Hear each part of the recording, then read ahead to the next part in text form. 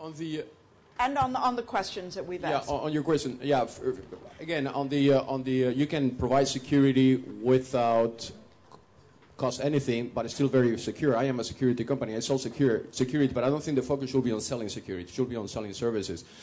On the how the developing country, I think we are entering into the era of developing countries. We cannot develop country grow anymore in the digital economy if developing countries don't start to use the technology that has been developed so far and exclusively used by developed countries.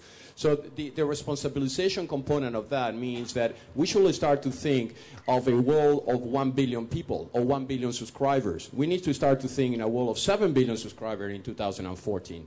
And those 7 billion subscribers are going to come from developing countries. So that is their opportunity to give us ideas how they want to do it. We should stop this paternalism model on where we discover everything and they use everything. The innovation now is coming from developing countries.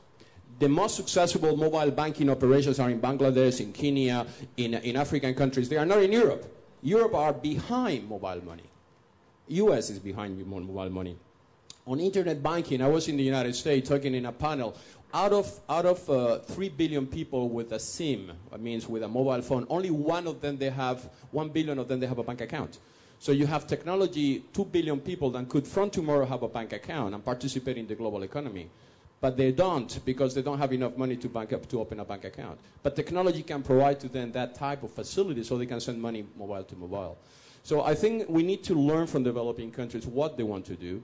And our responsibility should be to help them building what we know how to do it, you know, the infrastructure, the legislation. Again, a lot of people are trying to figure out how we can create a new legislation from the internet. We just need to apply analog legislation. For instance, the passport legislation, when we cross a border, we show our passport and we'll get into the country.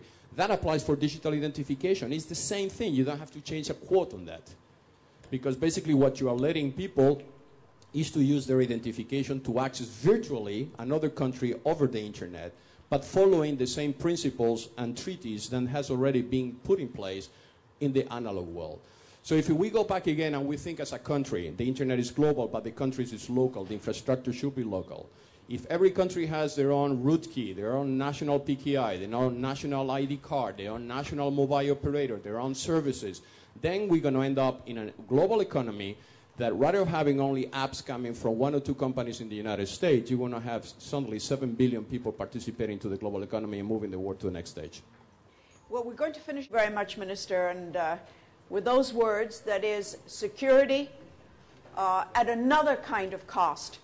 That is the overemphasis on security at the cost of what we have gained with the internet, which has been an extraordinary power, openness, even if it is always disruptive and chaotic, that kind of openness.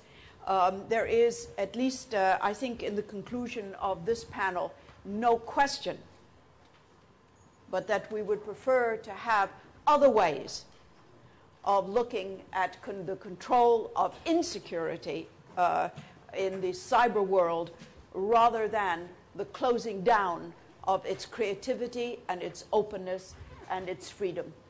So I'd like to invite you, please, to thank this extraordinary panel for what I think has been quite an enjoyable and interesting hour and a half. Thank you.